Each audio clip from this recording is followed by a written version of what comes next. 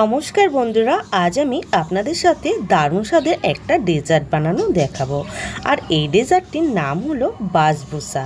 বাড়িতে থাকা সামান্য উপকরণ দিয়ে বানিয়ে নিতে পারেন।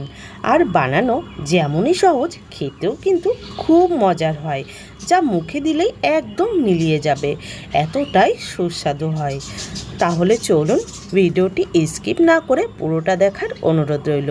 আশা করছি আমার আজকের রেসিপিটি আপনাদের খুবই ভালো লাগবে। ভালো লেগে থাকলে আমার চ্যানেলটিতে লাইক, শেয়ার, সাবস্ক্রাইব করে পাশে থাকবেন। আর পাশে থাকা বেল আইকনটা প্রেস করতে কিন্তু ভুলবেন না, অবশ্যই করে প্রেস করে দেবেন। ডেজার্টটা তৈরি করার জন্য এখানে আমি 200 গ্রাম সুজি নিয়ে নিয়েছি। আর সুজিটা একটা মিক্সিং বোলের মধ্যে ঢেলে নিচ্ছি। দিয়ে দিচ্ছি হাফ কাপ চিনি। তারপর দিয়ে দেবো একদম সামান্য পরিমাণে বেকিং পাউডার আর অল্প পরিমাণে লবণ। আর দিয়ে দিচ্ছি একদম অল্প পরিমাণে এলাচ গুঁড়ো। দিয়ে দিচ্ছি 10 টাকা দামের প্যাকেটের আমুল দুধ। আর দিয়ে দিলাম 3 টেবিল চামচ রিফাইন তেল। তারপর শুকনো উপকরণগুলো খুব ভালো করে হাতের সাহায্যে মাখিয়ে নিচ্ছি। আপনারা চাইলে এখানে শুকনো নারকেলের গুঁড়োও দিতে পারেন, তাহলেও কিন্তু এই ডেজার্টটা খেতে খুব ভালো লাগবে। খুব ভালো করে মাখিয়ে নেওয়ার পরে দিয়ে দিচ্ছি 1 বাটি তরল দুধ। দুধটা আগে থাকতেই খুব ভালো করে জাল করে নিয়েছি, সেই দুধটাই আমি দিয়ে দিলাম। তারপর একটা চামচ দিয়ে খুব ভালো করে মিশ্রণটা একটু ফেটিয়ে নিচ্ছি। আর দুধের পরিমাণটা প্রথমেই কিন্তু বেশি পরিমাণে দেবেন না, তাহলে সুজির এই ব্যাটারটা একদম পাতলা হয়ে যাবে। এরপর ব্যাটারটা আমার ভালোভাবে মিক্স করে নেওয়ার পরে আমি এটা 15 মিনিটের জন্য রেস্টে রাখছি। এদিকে একটা প্লেট নিয়ে নিয়েছি, প্লেটের মধ্যে অল্প পরিমাণে রিফাইন তেল মাখিয়ে নিচ্ছি। এবার যে সুজির ব্যাটারটা তৈরি করে রেখেছিলাম, সেই সুজির ব্যাটারের উপর থেকে ঢাকনাটা সরিয়ে নিলাম। দেখুন সুজির ব্যাটারটা কিন্তু অনেকটাই ঘন হয়ে গেছে। এরপর আমি খুব ভালো করে মিশিয়ে নিয়েছি একদম অল্প পরিমাণে দুধ দিয়ে।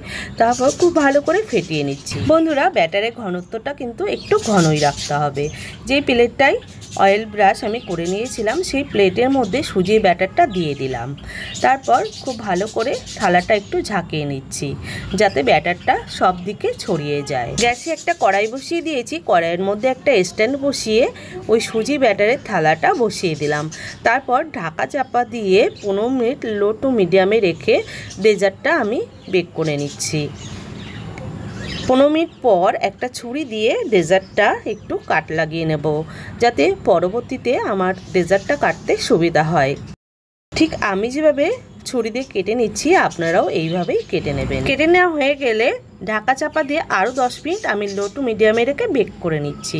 অপর দিকে একটা গ্যাসে একটা ছোট্ট কড়াই বসিয়ে তার মধ্যে 1 কাপ চিনি আর 1 কাপ জল দিয়ে শিরা তৈরি করে নিচ্ছি। এই শিরাটা ওই ডেজার্টের কাজে লাগবে। চিনির শিরাটা খুব ঘন করতে হবে না, একটু আঠালো ভাব চলে আসলেই শিরাটা নামিয়ে নিলাম। শিরাটা আমার পুরোপুরি রেডি হয়ে গেছে, এবার নামিয়ে ঠান্ডা করে নিচ্ছি।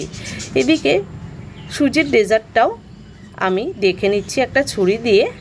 দেখুন ছুরিটা কিন্তু পুরো পরিষ্কার এসছে। আর বাসবুসাটা কিন্তু আমার পুরোপুরি রেডি হয়ে গেছে। এবার আমি ঠান্ডা করে ছুরি দিয়ে কেটে নিচ্ছি, চৌকো চৌকো শেপ করে কেটে নিচ্ছি।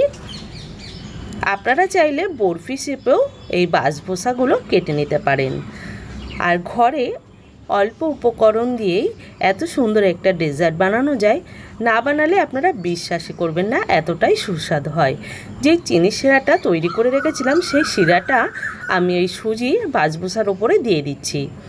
শিরাটা সুজিগুলো টেনে নিয়ে একদম ফুলে যাবে, আর খেতেও কিন্তু খুব ভালো লাগবে।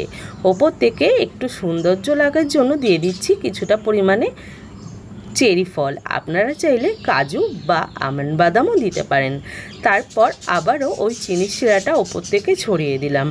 দেখুন পুরো শিরাটাই কিন্তু সুজিতে টেনে নিয়েছে। এরপর একটা স্প্যাচুলা দিয়ে এগুলো আমি তুলে নিচ্ছি। আর খুব সহজেই ঘরে থাকা অল্প উপকরণ দিয়ে এত সুন্দর মিষ্টি একটা ডেজার্ট তৈরি করা যায়। বন্ধুরা, আপনারা অবশ্যই বাড়িতে বানিয়ে দেখবেন। দেখুন একটা স্প্যাচুলা দিয়ে আমি সুজির বাসবুসাটা তুলে নিচ্ছি। একটুও কিন্তু ভাঙেনি, খুব সুন্দরভাবেই উঠে আসছে। আর খেতেও কিন্তু খুব সুস্বাদু হয়। একটা খেলে কিন্তু আপনাদের মন ভরবেই না, এতটাই সুস্বাদু হয়। বাড়িতে কোনো গেস্ট আসলে আপনারা এই ডেজার্টটা তৈরি করে দিতে পারেন। খেতে ভীষণই মজার হয়। আমার আজকের রেসিপিটি কেমন লাগলো অবশ্যই কমেন্টে জানাবেন। ভালো লাগলে লাইক শেয়ার সাবস্ক্রাইব করে পাশে থাকবেন, আর ফেসবুক থেকে দেখে থাকলে পেজটি ফলো করে নেবেন। সবাই ভালো থাকবেন, সুস্থ থাকবেন, ধন্যবাদ।